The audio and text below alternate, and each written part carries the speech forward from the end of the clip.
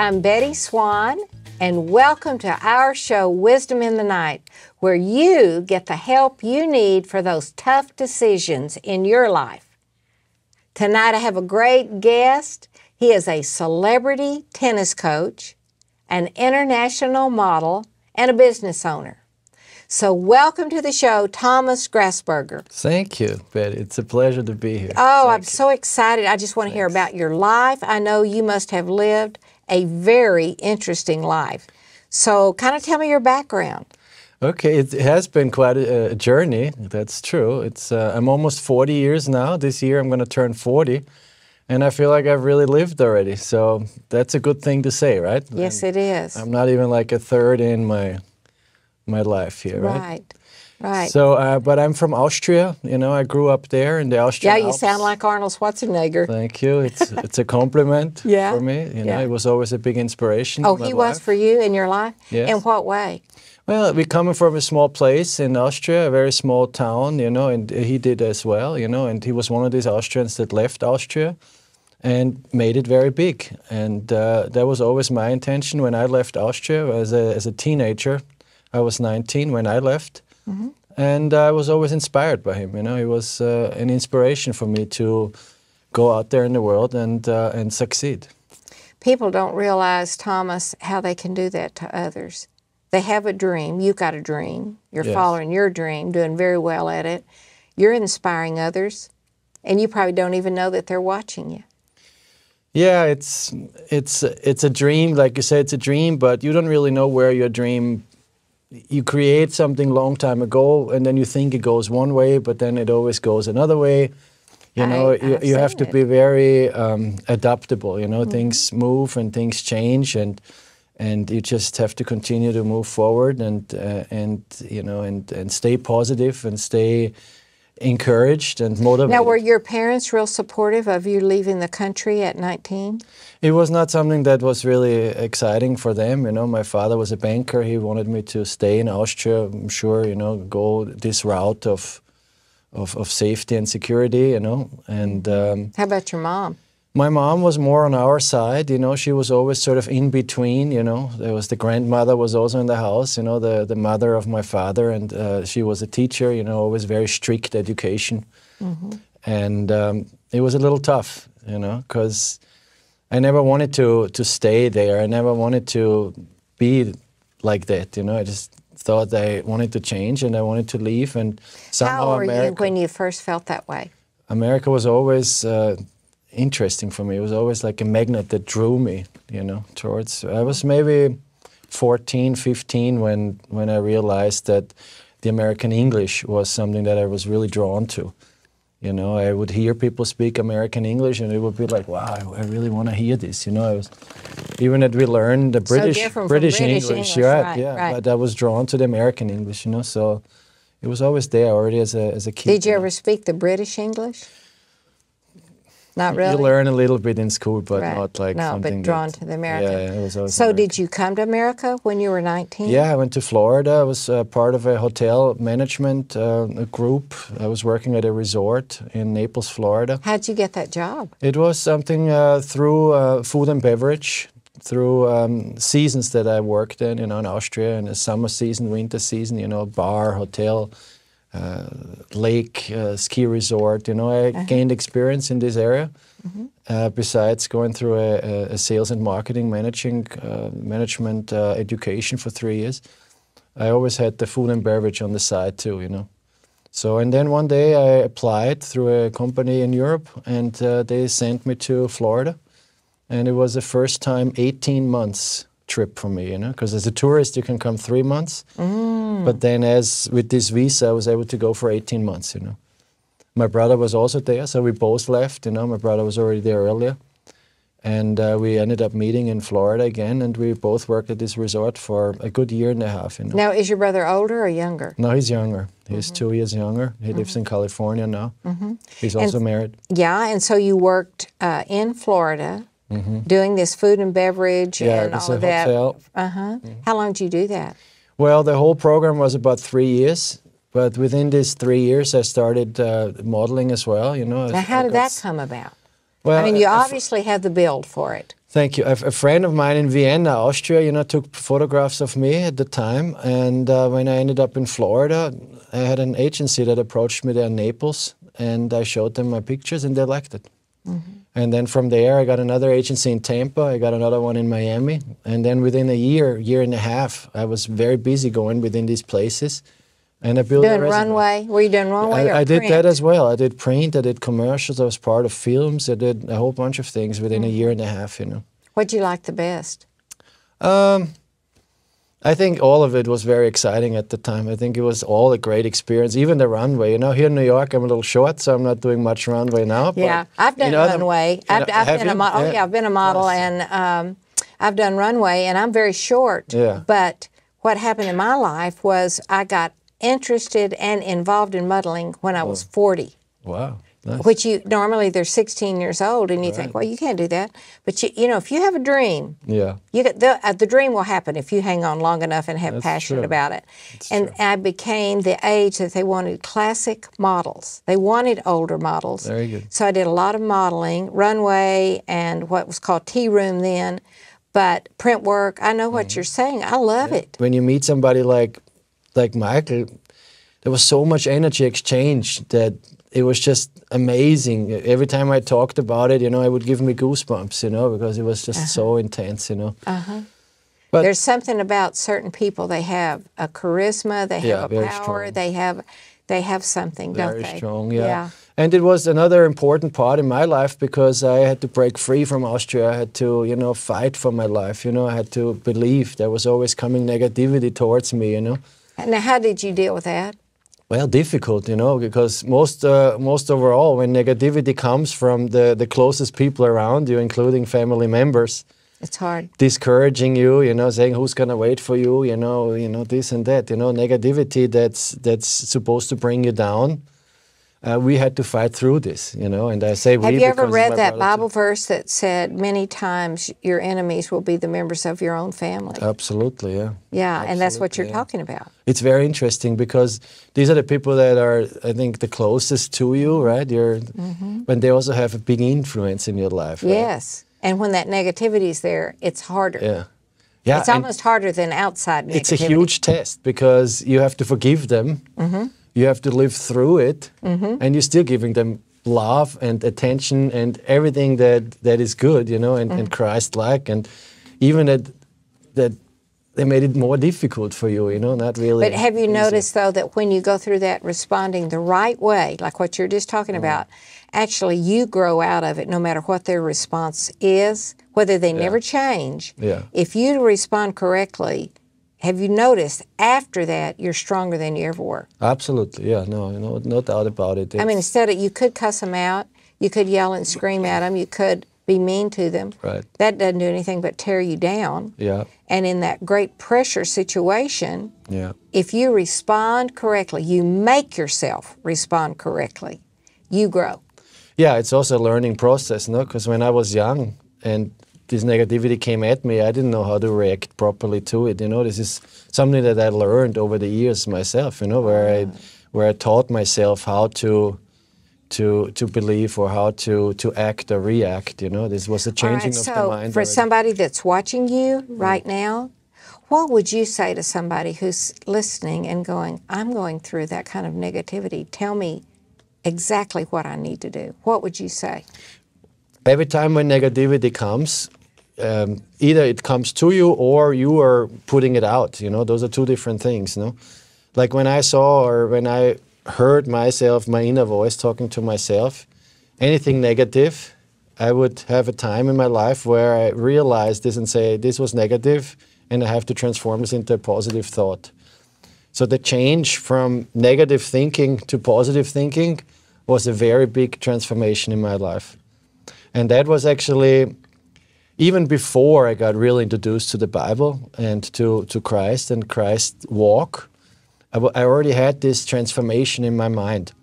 And to eliminate negativity, there was times in my life where I didn't read the newspaper, where I didn't watch the news on TV. Because of the negativity in it. All this negativity in it, so I just really cleansed myself from all this. And that was a process that took years. How many years? Well, I would say at least 3. I agree with that.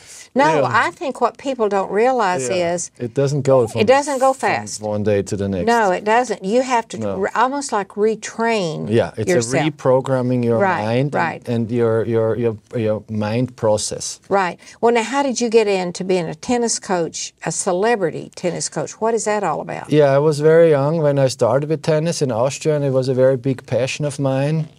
And I really wanted to continue with a sports gymnasium. It just didn't work out in Austria at that moment. And besides, I left.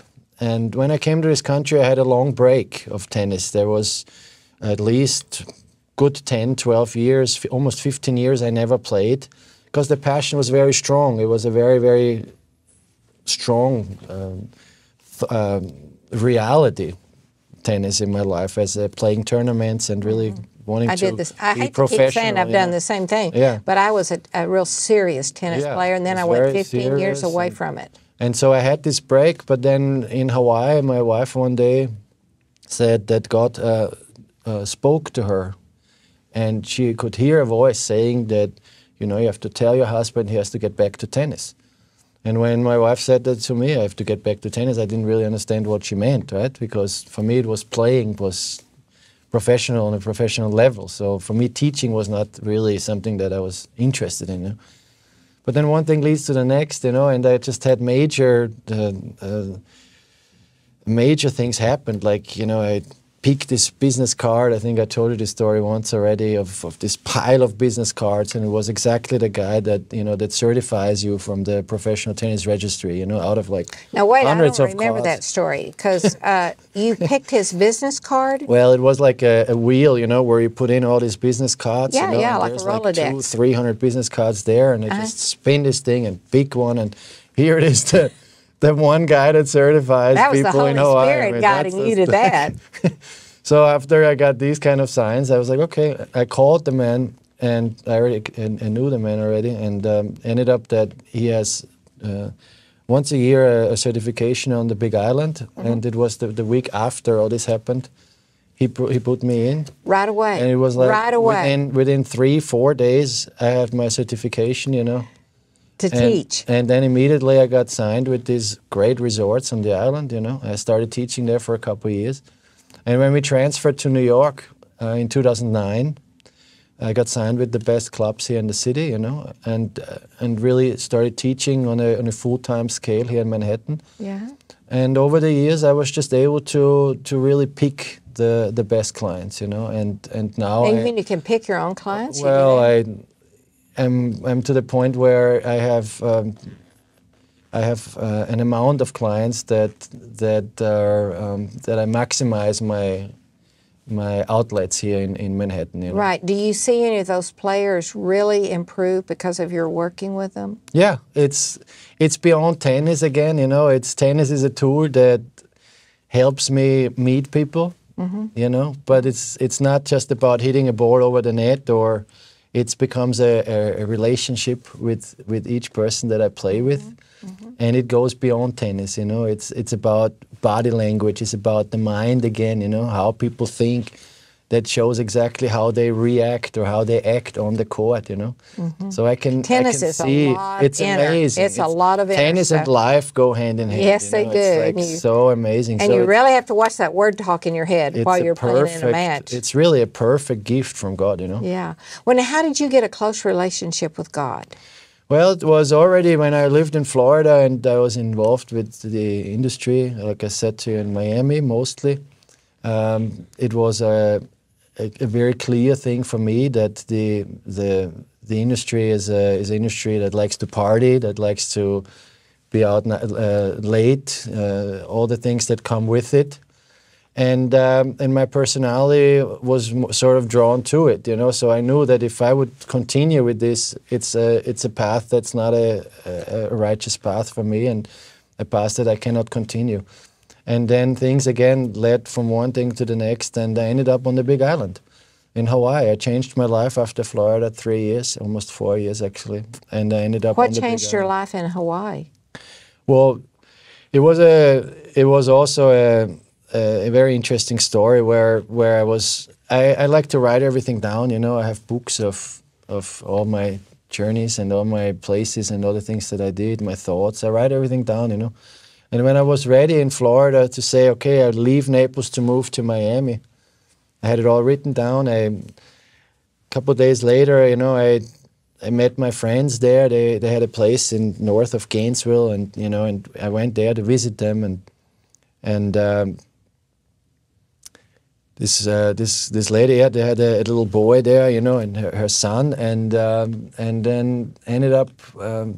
This boy was pointing at this picture, you know. He was like maybe 3, I don't know, at the time, and he said, Ocean, Hawaii, you know. And I didn't really think much, and then I was back down in Naples a few days later, and I wake up at night, and it was like Ocean, Hawaii. I just couldn't get it out of my head anymore, and within days, I was on the Big Island. That is amazing. Completely changed everything. A child delivered the message to you. Yeah. It was God speaking to you it was through the child, and then you couldn't get away from it. But then again, you know, if you don't act, things don't move, right? So you got to make sure that when these messages come, you know, that it's either you go for it or you don't.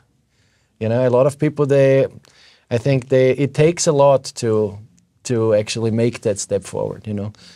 I could have gone already a long time or many times into a comfort zone in my life, you know, where I had work, I had, you know, a car, I had maybe a girlfriend, I had a nice apartment, I had things, you know. But I always want to move forward, you know. It has to get better. And that can feel empty too. Having the girlfriend, the apartment, the great this, the great that, there can still be an emptiness in it. Did you ever feel that?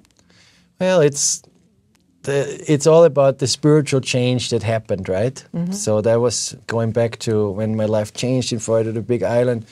And then I was already wanting to change. That was a very important part. I didn't know how things would happen, right? Yeah, well, did your wife have a big part in that? I didn't know her at the time. I met her 4 years later. So when I ended up on the Big Island, I had a job there that one day this couple walked inside this booth. I was selling activities on the Big Island. And we talked about Greece, and, you know, I'd like to go to Greece. I've been there many times. And he said, yes, we were teaching the Word of God in Greece for 3 years or something, him and his wife. I said, really? That's very interesting. And then it ended up that I talked to this gentleman, Charles Ricks, for about, I don't know, 15 minutes. He ended up inviting me for a Bible study, you know.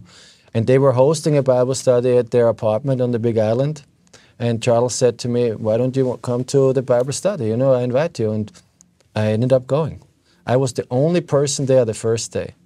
There was nobody else showed up. I was so the you only could get one at the special Bible attention. study. And it ended up that this couple stayed our teachers for many years, you know. And had a big influence on your life for many years? Very big influence. And then when I ended up meeting Chris, my wife, you know, I met her on my birthday, you know. How'd you meet her? Well, it was through the modeling agency, you know. I was signed there with an agency too, Focus International, you know. They're a big international agency out in the Hawaiian Islands. And Chris is a designer, right? So she came from New York, ended up on the Big Island. A friend of mine that I did a movie with, he was also with a Brazilian girl at the time. He missed her because she was in Brazil or something. Ended up meeting Chris. And my friend Michael said, I want to speak Portuguese with you a little bit, da-da-da-da. My friend has a birthday party, you want to come? And it ended up being my birthday party, you know. And so Chris, who's Brazilian. She ended up coming to my birthday party. We met on my birthday. Yeah. And we ended up staying together ever since. Yeah. That is beautiful. Had a great first encounter. And then the second encounter, I brought her to the Bible study. So she wasn't a believer? Well, she was. She already had a longer background of belief and of faith and of a journey with Christ. But she actually went with you to that Bible study. And she came with me to the Bible study. And then those people had a big influence on your life. Absolutely. So I guess what I'd like to ask you about is, do you believe that even though you need something besides church, you need like a Bible study or something to have a group where you can discuss, do you feel like the leadership of it is really important? Who is actually speaking into your life? Yeah, I think at the beginning when you are wanting to change your life or when you want to get closer to God or to the righteous path, I think a Bible study is very essential.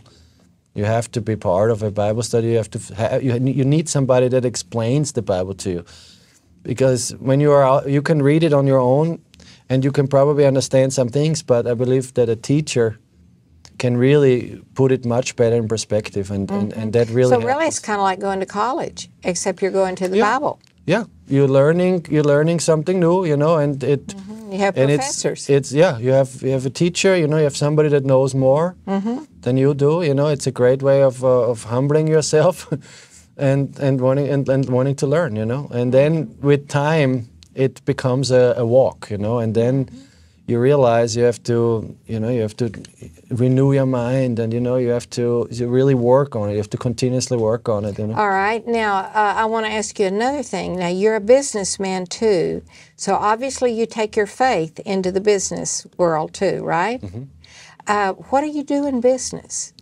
Well, my wife is an artist, you know. That's this shirt right here. Yeah. Did she design this? Yeah, this is her Chris Beretta? One of her latest. A man can listen. I like it. One of her latest ideas, you know. It's a male shirt too now, you know. Wow. But we do. We have a fashion and art company, you know. Oh, okay. And we're expanding now to Brazil, but also to Europe, you know, to Austria, to Germany. We just came back from Brazil. We were there for a good 2.5 months. In the winter here in New York, it's summer there, so it's a very good time to go there. We also produce everything there, you know, and expand, you know, in the places. Well, what kind of challenges have you gone through just in the recent years? Because I think people tend to think, oh my gosh, he doesn't know me where I've been. He's been famous, he's been a model, he's been a tennis pro, he's had nothing but success.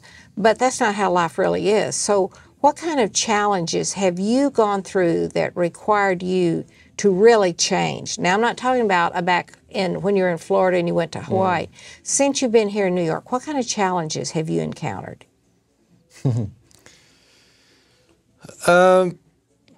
To be honest with you, I'm very blessed, you know, with my life here in New York. It's been a blessing really from beginning on, you know, from my point of view, because I was able to work right away. I was able to make money. I was able to network. I was able to meet very influential people, you know. But on the other hand, I'm also investing and supporting my wife and as an artist. Well, that would be the challenge. And that's the challenge. Right. That's where the challenge is comes really in. not for you. Exactly. But helping her get that business going. Correct. Right. That's the big point in my life where I'm investing into somebody, believing into somebody to really succeed, and helping and supporting it. I'm also the financial director of the company. I'm the investor of the company, you know. So I put a lot of money out, which also means a lot of faith, you know, because money doesn't come back right away. It's very challenging, the fashion and the art business. Now, see, that's what I want people to hear. Yeah, it's extremely difficult. It's extremely a lot of work. It's so much work that you don't see. I see it because I see my wife on the computer for hours and doing things and creating things, and there's so much work and so much effort that goes out with very little reward. You know, so I can see that a lot of people or a lot of businesses go out in the first couple of years, 3 years, because it's just so challenging. So for me, from my point of view, I see that we're moving forward. Not only here in New York, but also in Brazil. We expand now to Europe. You know, we're starting to move forward, even that the money is not really here yet. But it's the faith, it's the belief that God has a plan for our life. He put us together on a certain day. You know, everything was exactly the way how it's supposed to be. So I believe that it's going to continue like that. And you hang in there. And I hang in there, you know. Yeah. So if somebody's listening to you and they're right there in their life right now, that same challenge of I've got the dream, I've got the idea, I've got the gifting, I've got the ability, but the struggle is making it the success in New York City and now other places. Yeah. So what kind of advice would you give somebody watching this show that says, man, tell me what I need to do? What would you say? Well, turn to Jesus. Really? Turn to Jesus, man. Because I feel like that if you're trying to do it on your own, it's going to be very difficult. But with with Jesus' help, with the faith of Jesus having an influence, or the belief that Jesus has an influence in your life, and that God has His hand on you and say, hey, you're going to keep moving and you're going to keep moving forward.